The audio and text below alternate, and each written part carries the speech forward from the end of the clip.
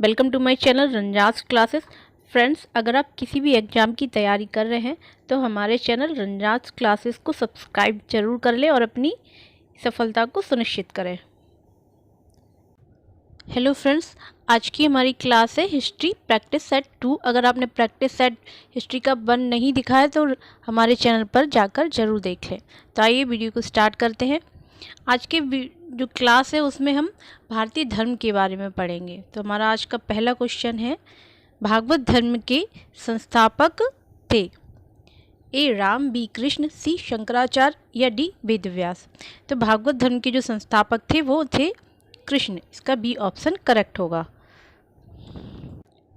भागवत धर्म की प्रवर्तक वंशी या सातवंशी कृष्ण थे। इसी कारण इस धर्म को सात तत्व धर्म अथवा पांचरात धर्म भी कहते हैं। कृष्ण के अनुयायी उन्हें भगवत कहते थे, इसलिए इस धर्म का नाम भागवत धर्म पड़ा है। यानी कृष्ण के अनुयायी उन्हें क्या कहते थे? भगवत, इसलिए इस धर्म का नाम भागवत पड़ा। इसके बारे में अन्य महत्वपूर्ण तथ्य है कि पहला है, छांदोग्य उपनिषद में सर्वप्रथम कृष्ण को ही देव की पुत्र कहा गया तथा उन्हें घोर अंगिरस का शिष्य बताया है। यानी कृष्ण के गुरु कौन थे? ऋषि अंगिरस। जैन परंपरा के अनुसार वासुदेव कृष्ण 22वें तीर्थंकर अरिष्टनेमि के समकालीन थे।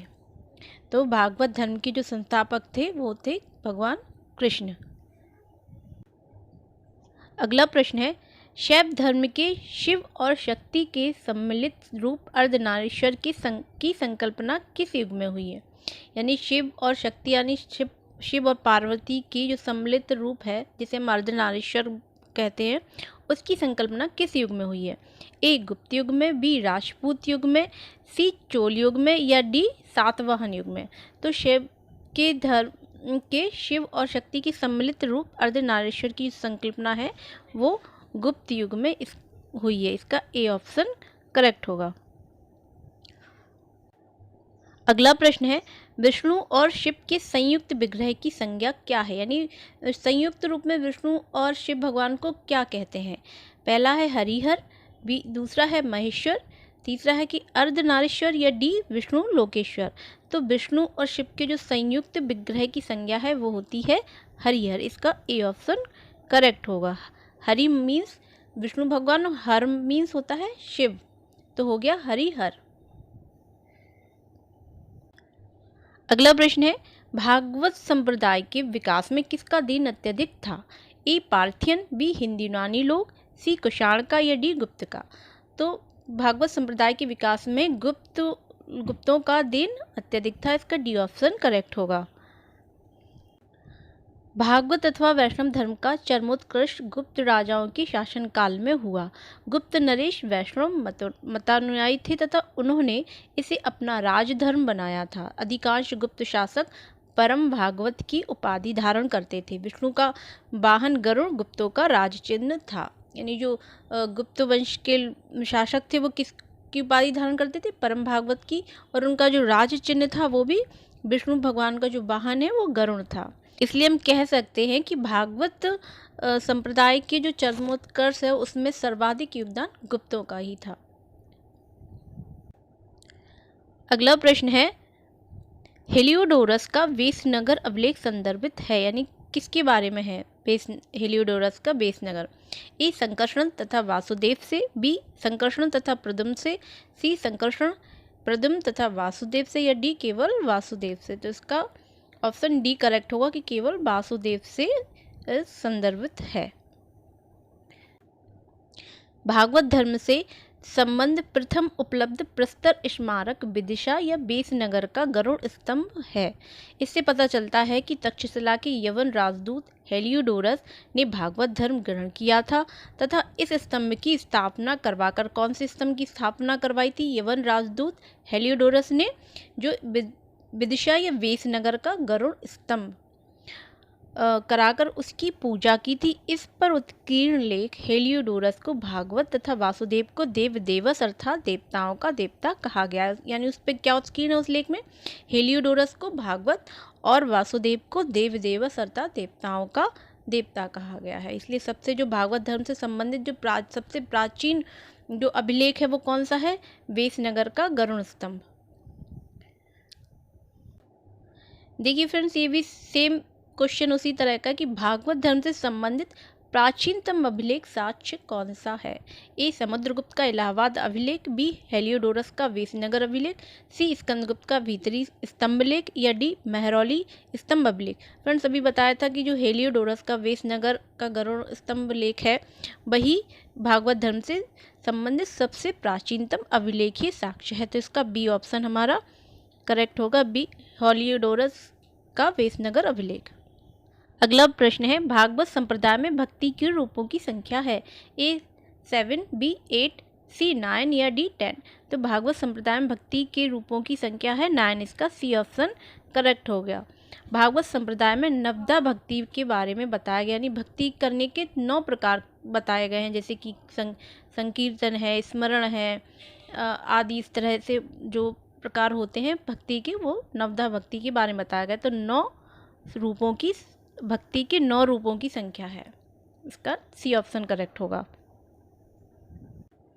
अगला प्रश्न है, रामायण के किस कांड में राम और हनुमान की पहली भेंट का वर्णन है? ए किष्किंधा कांड, बी सुंदरकांड, सी बालकांड या डी उपर्युक्त में से कोई नहीं। तो फ्रेंड्स, रामायण में कितने कांड हैं? 7 कांड हैं। उनमें से ये पहला बालकांड है, दूसरा अयोध्या, तीसरा है अरण्य, चौथा है किष्किंधा कांड। तो जो चौथा कांड है किष्किंधा कांड, जहाँ वहीं पर भगवान राम और हनुमान की पहली भेंट हुई थी। तो इसका ए ऑप्शन करेक्ट होगा, ए किष्किंधा कांड में राम और हनुमान की पहली भेंट हुई थी। अगला प्रश्न है, वह प्राचीन स्थल जहाँ 60,000 मुनियों की सभा में संपूर्ण महाभारत कथा का वाचन किया गया, यानी उस स्थल का नाम बताना है जहाँ पर 60,000 मुनियों की सभा में संपूर्ण महाभारत की जो कथा है उसका वाचन किया गया था। ए अहिछत्र, बी हस्तिनापुर में, सी काम्पिल में या डी नैमिषारण्य में। तो फ्रेंड्स, वह प्राचीन स्थल जहाँ पर 60,000 मुनियों की सभा में संपूर्ण महाभारत की कथा का वाचन किया गया था वह है नैमिषारण्य। इसका डी ऑप्शन करेक्ट होगा, डी नैमिषारण्य में 60,000 मुनियों की सभा में संपूर्ण महाभारत कथा का वाचन किया गया था। अगला प्रश्न है, कालिका पुराण किस धर्म से संबंधित है? ए वैष्णव, बी शाक्त, सी बौद्ध या डी जैन। तो जो कालिका पुराण है फ्रेंड्स वो है शाक्त धर्म से संबंधित है, इसका बी ऑप्शन करेक्ट होगा। कालिका पुराण शाक्त धर्म से संबंधित है। कालिका पुराण को कलि पुराण भी कहा जाता था। यह हिंदू धर्म की शाक्तवाद परंपरा में 18 पुराणों में से एक है, यानी जो कालिका पुराण है वो हिंदू धर्म की शाक्तवाद परंपरा में जो 18 पुराण है उनमें से एक ही एक कालिका पुराण माना जाता है। अगला प्रश्न है, निम्न में से कौन बंगाल वैष्णव धर्म का प्रतिनिधित्व नहीं करता है? यानी जो जिसने बंगाल में वैष्णव धर्म का प्रतिनिधित्व नहीं किया है उसका नाम बताना है। ए चैतन्य महाप्रभु, बी महर्षि अरविंद, सी गीत गोविंद का रचयिता जयदेव या डी स्वामी प्रभुपाद। तो फ्रेंड्स, जो महर्षि अरविंद थे उन्होंने बंगाल वैष्णव धर्म का प्रतिनिधित्व नहीं किया है, इसका बी ऑप्शन करेक्ट होगा। और बाकी ये जो चैतन्य महाप्रभु हैं, जयदेव हैं और स्वामी प्रभुपाद जी हैं, इन्होंने बंगाल वैष्णव धर्म का प्रतिनिधित्व किया था। अगला प्रश्न है, आदि शंकर का दर्शन क्या है? आदि शंकराचार्य जो थे उनका दर्शन कौन सा था? ए द्वैत, बी अद्वैत, सी योग या डी इनमें से कोई नहीं। तो आदि शंकर का जो दर्शन है वह है फ्रेंड्स अद्वैत, इसका बी ऑप्शन करेक्ट होगा। आदि शंकर अथवा शंकराचार्य के दर्शन को अद्वैत कहते हैं। अद्वैतवाद के अनुसार इस निखिल सृष्टि में एकमात्र ब्रह्म ही सत्य है। इसमें संसार को मिथ्या माना गया है, यानी गलत माना गया है। एकमात्र ब्रह्म को ही सत्य माना गया है आदि शंकर का जो दर्शन है अद्वैतवाद में। अन्य महत्वपूर्ण तथ्य है कि वैशेषिक दर्शन के प्रवर्तक महर्षि कणाद हैं। इन्हें उलूक एवं कश्यप नामों से भी जाना जाता है, यानी जो वैशेषिक दर्शन के प्रवर्तक महर्षि कणाद को किस नाम से जाना जाता है? उलूक एवं कश्यप नामों से। और न्याय दर्शन के प्रवर्तक है गौतम ऋषि। अगला प्रश्न है, अलवारों ने किसके भक्ति गीतों को लोकप्रिय बनाया? यानी जो अलवार जो संत थे उन्होंने किसके भक्ति गीतों को लोकप्रिय बनाया है? ए शिव के, बी विष्णु के, सी वासुदेव के या डी सूर्य के। तो फ्रेंड्स इन्होंने विष्णु के गीतों को लोकप्रिय बनाया, इसका बी ऑप्शन करेक्ट होगा।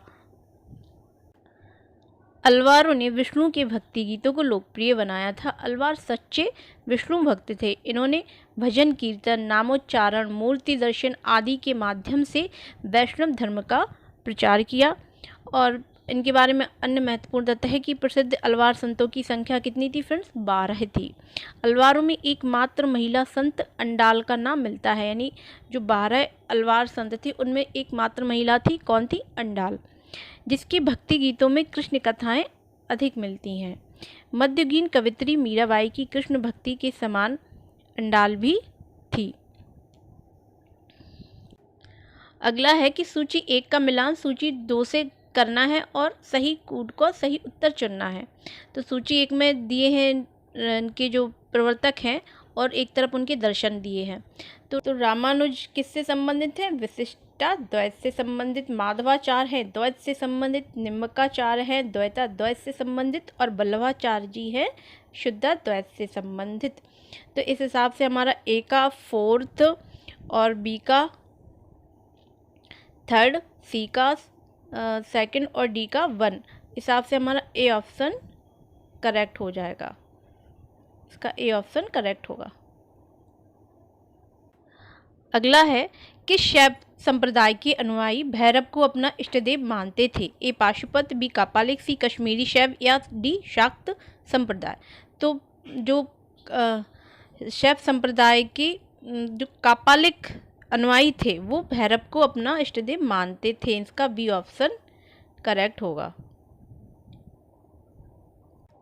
कापालिक संप्रदाय शैव धर्म का दूसरा संप्रदाय था। इसके उपासक भैरव को शिव का अवतार मानकर उनकी उपासना करते थे। यानी जो कापालिक संप्रदाय जो था वो शैव का दूसरा संप्रदाय था और इसी के उपासक जो थे वो भैरव जी को शिव का अवतार मान करके ही उनकी उपासना करते थे। अन्य महत्वपूर्ण तथ्य है कि भवभूति के मालती माधव नाटक से पता चलता है कि श्री शैलेश नामक स्थान कापालिकों का प्रमुख केंद्र था। कापालिकों का प्रमुख केंद्र कौन सा था? श्री शैलेश। और शिव पुराण में कालामुख संप्रदाय के अनुयायियों को महाव्रतधर कहा गया है। अगला प्रश्न है चतुर्व्यूह संबंधित है? ए शैव संप्रदाय से, बी वैष्णव संप्रदाय से, सी शाक्त संप्रदाय से या डी सूर्योपासना से। तो फ्रेंड्स जो चतुर्व्यूह संबंधित है वो है वैष्णव संप्रदाय से, इसका बी ऑप्शन करेक्ट होगा। पांचरात धर्म के 5 वीरों वासुदेव, संकर्षण, प्रद्युम्न और अनिरुद्ध एवं सांब की पूजा का विधान था। 5वें वीर देवता सांब की ईरानी सूर्य संप्रदाय से संबंध हो जाने के कारण, यानी पांचरात धर्म के जो 5 वीर थे कौन कौन? वासुदेव, संकर्षण, प्रद्युम्न, अनिरुद्ध एवं सांब। लेकिन जो 5वें थे सांब, उन्हें ईरानी सूर्य देवता संप्रदाय से संबंध हो गया तो उन्हें पृथक कर दिया गया। तो अन्य चारों वीरों को विष्णु के मूल व्यूह के रूप में स्वीकार किया गया। वैष्णव धर्म में इसे ही चतुर्व्यूह कहते हैं। ये जो है 4 वीर हैं वासुदेव, संकर्षण, प्रद्युम्न और अनिरुद्ध, इन्हें ही वैष्णव धर्म में चतुर्व्यूह कहते हैं। अगला प्रश्न है पाशुपत संप्रदाय का मुख्य देव कौन था? ए लकुलिश, बी भैरव, सी मत्स्येंद्रनाथ या डी अल्ल प्रभु। तो पाशुपत संप्रदाय का जो मुख्य देव था वो थे लकुलिश, इसका ए ऑप्शन करेक्ट होगा। शैव धर्म का सबसे प्राचीन संप्रदाय पाशुपत संप्रदाय है। वायु पुराण और लिंग पुराण से पता चलता है कि इस संप्रदाय के संस्थापक लकुलिश थे। कौन थे? लकुलिश थे, जिन्हें भगवान शिव के 18 अवतारों में से एक माना जाता है। लकुलिश को जो भगवान शिव के 18 अवतार हुए उनमें से एक थे ये लकुलिश। अन्य महत्वपूर्ण तथ्य है इसके बारे में कि इस संप्रदाय के लोग हाथ में लगुड़ धारण करते थे। लगुड़ मतलब एक तरह से लकड़ी। इस संप्रदाय का प्राचीनतम अंकन कुषाण शासक हुविष्क के सिक्कों में पर मिलता है और बाणभट्ट ने कादम्बरी में इस संप्रदाय का उल्लेख किया है। अगला प्रश्न है धार्मिक पंथ लिंगायत 12वीं शताब्दी में किसने प्रारंभ किया? ए माधव, बी वासव ने, सी रामानुज ने या डी चैतन्य ने। तो जो लिंगायत पंथ है ये 12वीं शताब्दी में वासव ने प्रारंभ किया था, इसका बी ऑप्शन करेक्ट होगा। वसव पुराण में लिंगायत या जिन्हें वीर शैव कहते हैं संप्रदाय के प्रवर्तक अल्ल प्रभु तथा उनके शिष्य वसव या उन्हें ही बासव को बताया गया है। यानी किसे बताया गया है? अल्ल प्रभु और उनके शिष्य बासव को। इस संप्रदाय के प्रवर्तक कल्याणी के शासक कलचुरी विज्जल के प्रधानमंत्री बासव राज एवं उनके भतीजे चिन्नावासव को माना जाता है। इस संप्रदाय के संतों ने कन्नड़ भाषा में उपदेश दिए हैं। यानी जो लिंगायत संप्रदाय था, इनके संतों ने कन्नड़ भाषा में उपदेश दिए। अगला प्रश्न है, भागवत धर्म का निम्न में से कौन दार्शनिक संप्रदाय था? यानी जो भागवत धर्म का दार्शनिक संप्रदाय कौन सा था, ये बताना है। ए सांख्य, बी अद्वैतवाद, या सी मीमांसा, या डी विशिष्टाद्वैत। तो भागवत धर्म का जो दार्शनिक संप्रदाय था वो था फ्रेंड्स विशिष्टाद्वैतवाद। इसका डी ऑप्शन करेक्ट होगा। अगला प्रश्न है, खरोष्ठी लिपि का उद्भव किस काल में हुआ? ए पूर्व वैदिक काल में, बी उत्तर वैदिक काल में, सी जैन काल में, या डी बुद्ध काल में। तो खरोष्ठी लिपि का जो उद्भव हुआ है फ्रेंड्स वो है बुद्ध काल में हुआ। इसका डी ऑप्शन करेक्ट हो जाएगा।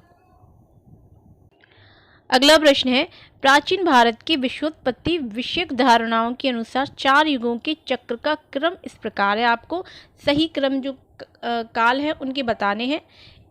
ए द्वापर, कृत, त्रेता और कली। बी में है कि कृत, द्वापर, त्रेता और कली, या सी है कि कृत, त्रेता, द्वापर और कली, और डी है कि त्रेता, द्वापर, कली और कृत। तो इसका फ्रेंड्स सी ऑप्शन करेक्ट होगा।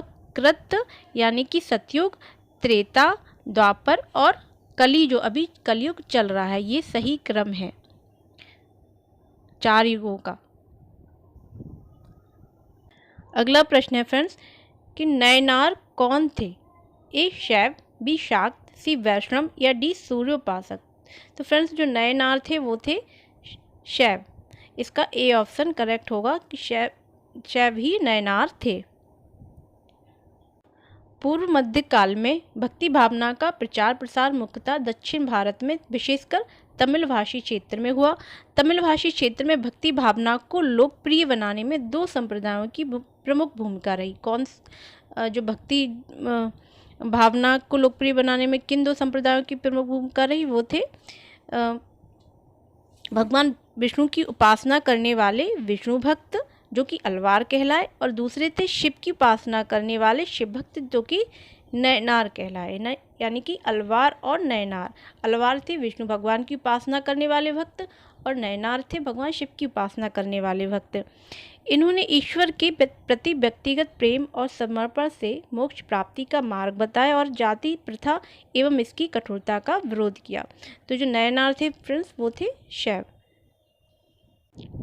फ्रेंड्स ये आज का हमारा लास्ट क्वेश्चन है कि निम्नलिखित में से कौन अलवार संत नहीं था? ए पोयगई, बी तिरुज्ञान, सी पूडम, या सी तिरुमंगई।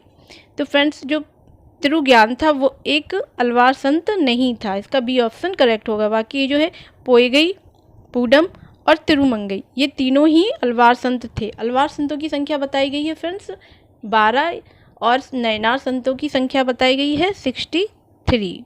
यानी 12 अलवार संत थे और 63 थे नयनार संत। फ्रेंड्स अगर आपको हमारा वीडियो अच्छा लगा हो तो प्लीज़ लाइक, कमेंट और शेयर ज़रूर कर दें और हमारे चैनल रंजास क्लासेस को सब्सक्राइब कर लें। Thanks for watching.